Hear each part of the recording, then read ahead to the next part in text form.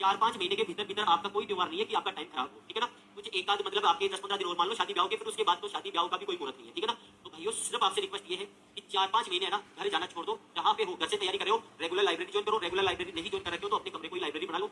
कम से कम हर एक विद्यार्थी को भाई, अगर आप देखो 6 महीने अगर आप गायब भी हो जाओगे ना तो किसी की जिंदगी पर कोई प्रभाव नहीं पड़ेगा, कोई प्रभाव नहीं पड़ेगा। अगर आपको ये लगता है कि मैं अगर उसकी जिंदगी में नहीं रहा तो उसकी जिंदगी खत्म हो जाएगी, ऐसा कुछ अगर आपको लगा हो ना, तो आप विद गारंटी कह रहा हूँ कि जो आप अपना फेवरेट दोस्त मानते हो, बहुत अच्छा दोस्त मानते हो, उसको आप 5 दिन कॉल मत करो, 5 दिन कॉल मत करो। छठे दिन आप कॉल करोगे तो बस वो इतनी सही कहेगा, आपको एक ही बात कहेगा कि यार आज तो बहुत दिनों बाद बात याद करें मेरे को, बहुत दिनों बाद बात हुई अपने को, बस इतनी सी बात कहेगा, जबकि फर्क ही कुछ भी नहीं पड़ रहा उसके, ना आपके फर्क पड़ रहा ना उसके फर्क पड़ रहा। तो भाई कम से कम अपने लिए, अपने माँ बाप के लिए और अपनी आने वाली पीढ़ी के लिए, भाई एक आदमी जो तैयारी करता है, सरकारी नौकरी करता है, सरकारी नौकरी की तैयारी करता है, वो केवल खुद के लिए थोड़ी करता है, वो अपने माँ बाप के लिए भी करता है, खुद के लिए भी करेगा और आने वाली जनरेशन के लिए भी करेगा। तो अगर आप नौकरी लगते हो ना तो आप ये मत सोचो कि आपकी वजह से केवल आपकी पीढ़ी सुधरेगी, नहीं, कम से कम 3 पीढ़ियों को आप एक साथ सुधारोगे, 3 पीढ़ियों को, ठीक है ना? और अगर 3 पीढ़ियां सुधार दिया, देखो प्राइवेट सेक्टर का तो आप कभी सोच ही मत लेना। अगर आप ये सोचते हो कि नहीं, अगर नहीं हुआ तो सिलेक्शन में कोई प्राइवेट नौकरी कर लूंगा, देखो प्राइवेट नौकरी का फंडा सा ये है सीधा सा कि अगर आप कोई भी प्राइवेट सेक्टर में जाते हो तो आपकी जो स्टार्टिंग सैलरी होगी वो 12 से 15,000 होगी। इस बात को तो आप सारे बच्चे मानते भी हो, भाई ज्यादा से ज्यादा आपको 12,000 या 15,000 मिलेंगे। आप दिन रात मेहनत करोगे, 12 घंटे मेहनत करोगे और कितने साल तक मेहनत करोगे? 3 साल तक मेहनत करोगे, तो ये जो 15,000 की सैलरी है ना, आप ज्यादा से ज्यादा इसको 30,000 बना सकते हो। 30,000 से ऊपर नहीं बनेगी,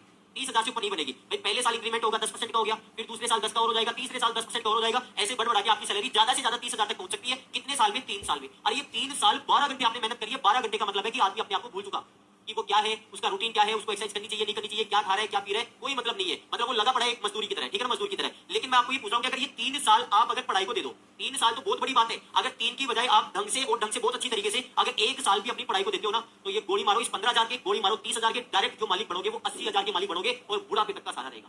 बुढ़ापे तक का सहारा रहेगा। 60 साल के नहीं हो जाओगे तब तक आपके अकाउंट में हर एक तारीख को इतने रुपए आते रहेंगे, उसके बाद देख लो आपकी पेंशन भी आती रहेगी, ठीक है ना? बस ये पूछ लो आप तो उसकी सलाह आपको कितने मिलते हैं भाई? हमारे से क्या मतलब है भाई? हमारे को क्या मिलते हैं भाई? हम जितना काम करते हैं उतना हमें मिलता है, छुट्टियों का भी हमें तो नहीं मिलता, ठीक है ना? प्राइवेट सेक्टर है, प्राइवेट सेक्टर के अंदर कोई भी आदमी परमानेंट नहीं है। अगर कोई अपने आप को परमानेंट मानता है तो ये उसकी सबसे बड़ी भूल है। प्राइवेट सेक्टर में जितना काम करोगे सिर्फ आपको उतना ही रुपया मिलेगा। अगर आप गवर्नमेंट सेक्टर में होते हो तो गवर्नमेंट की जो छुट्टियां हैं उन छुट्टियों का भी आपको पैसा मिलेगा। तो प्राइवेट सेक्टर को तो दिमाग से निकाल दो, 1-1.5 साल ढंग से मेहनत कर लो, किसी एक वैकेंसी को टारगेट कर लो। एक वैकेंसी का मतलब ये नहीं है एलडीसी, एक वैकेंसी का मतलब है या तो आप स्टेट लेवल की वैकेंसी चूज कर लो या फिर आप सेंट्रल वैकेंसी।